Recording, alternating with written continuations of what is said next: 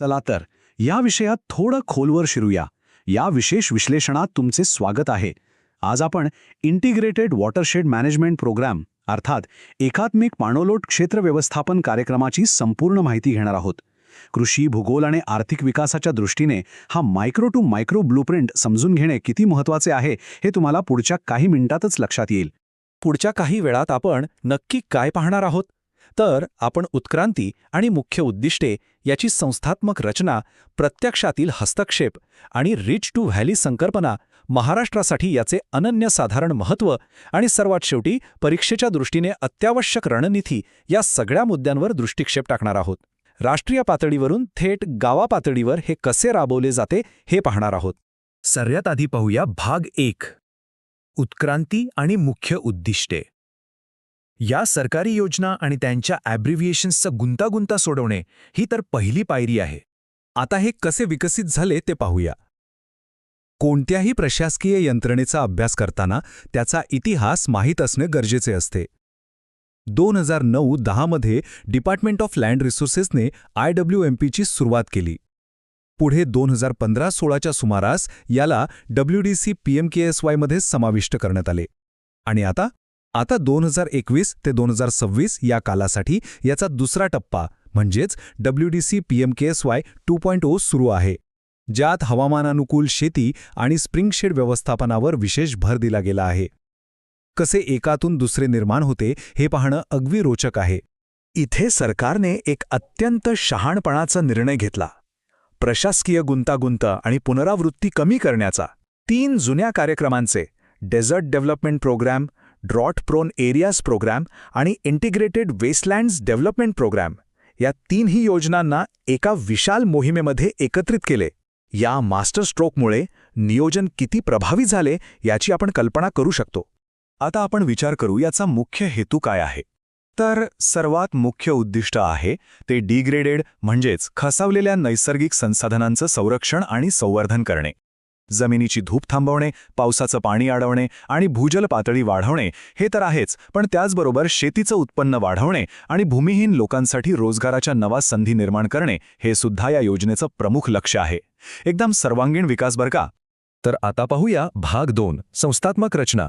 प्रशासनिक प्रश्नांसाठी ही सखोली समजून घेणे अगदी अत्यावश्यक आहे.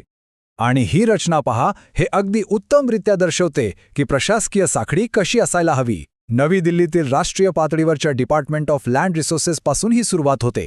तेथून खाली राज्य पातळीवर स्टेट लेव्हल नोडल एजन्सी, जिल्हा पातळीवर वॉटरशेड सेल कम डेटा सेंटर, प्रकल्प पातळीवर वॉटरशेड डेव्हलपमेंट टीम आणि सर्वात शेवटी थेट गावा पातळीवर ग्रामसभेने स्थापन केलेली वॉटरशेड कमिटी.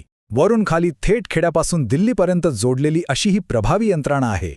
आता ही एक केंद्र पुरस्कृत योजना असल्यामुळे याचा आर्थिक भार कसा विभागला जातो हे सुद्धा पाहूया.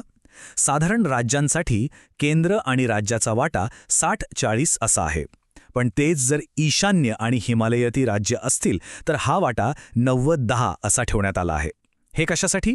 कारण डोंगराळ भागांमध्ये भौगोलिक आव्हाने जास्त आहेत, म्हणून तिथल्या राज्यांना अधिक आर्थिक आधार दिला जातो. अगदी तर्कसंगत आहे, नाही का?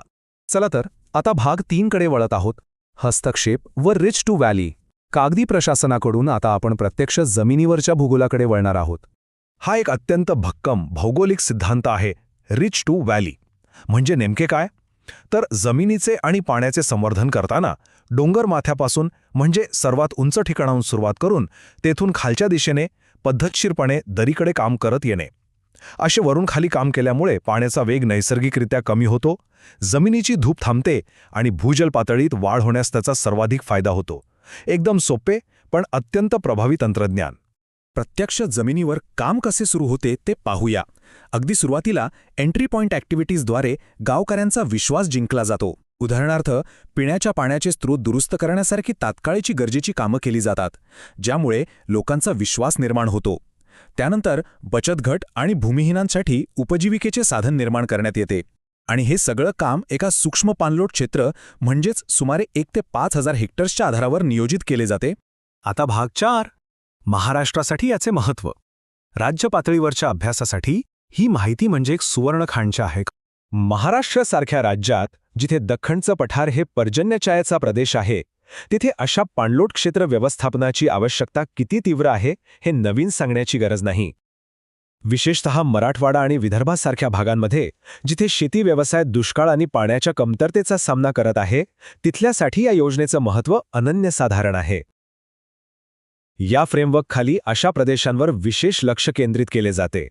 या योजनेचे अजून एक मस्त वैशिष्ट्य म्हणजे केंद्राचा निधी आणि राज्याच्या योजना यांची उत्तम संगाड. महाराष्ट्रातील जलयुक्त शिवार अभियान असो किंवा गालमुक्त धारण गाडमुक्त शिवार असो, या राज्याच्या प्रमुख पाण्याच्या योजनांबरोबर WDC PMKSY हातात हात घालून काम करते. यामुळे दुष्काळाशी दोन हात करण्याची एक एकात्मिक आणि प्रभावी ताकद निर्माण होते. ही एक उत्तम संगाड आहे. आता आपण आपल्या विश्लेषणाच्या शेवटच्या व सर्वात महत्त्वाच्या टप्प्यावर आहोत. भाग 5. परीक्षेच्या दृष्टीने अत्यावश्यक रणनीती. इथेच खरे रणनीतिक फासे आहेत. तर सर्वात महत्त्वाचा मुद्दा आणि सामान्य प्रशासकीय फसा असा आहे की परीक्षेमध्ये नेहमी एक ट्रिक असते ज्याला आपण मिनिस्ट्री ट्रॅप म्हणू शकतो. लक्षात द्या, PMKSY ही संपूर्ण योजना जलशक्ती मंत्रालयाकडून समन्वित केली जाते. मात्र याचा पाणलोट क्षेत्र घटक म्हणजेच WDC हा काटेकोरपणे ग्रामीण विकास मंत्रालयाकडून अंमलबजावणी केला जातो. हा छोटासा पण प्रशासकीयदृष्ट्या अत्यंत गरजेचा फरक नीट लक्षात ठेवा, कारण इथेच बऱ्याच जणांची फसागत होते. विश्लेषणात्मक उत्तरे लिहिताना काही मुख्य शब्द अत्यंत प्रभावी ठरतात.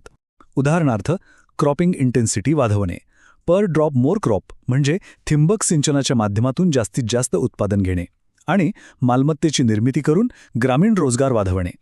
हे शब्दप्रयोग WDC PMKSYच्या संदर्भात अगदी परफेक्टली बसतात. हे शब्द ध्यानात ठेवल्यास हवामान अनुकूल शेतीच्या कोणत्याही चर्चेमध्ये तुम्ही खोलवर प्रभाव पाडू शकता. आता आपण शेवटकडे आलो आहोत. हवामान बदलाचे परिणाम जसे जसे अधिक तीव्र होत आहेत, तसे WDC PMKSY सारखे सूक्ष्म पणलोट कार्यक्रम शाश्वत ग्रामीण शेतीचे भविष्य कसे निश्चित करतील? हा एक अत्यंत ज्वलंत आणि विचारप्रवर्तक प्रश्न आहे, ज्याच्याबरोबरच आपण इथे थांबूयात. हे विश्लेषण निश्चित तुम्हाला शाश्वत शेतीच्या दृष्टीने पुढचे विचार करण्याची उत्कंठा निर्माण करेल. तर हा विषय इथे संपवतो. लवकरच एका नव्या विषयासह पुन्हा भेटूया.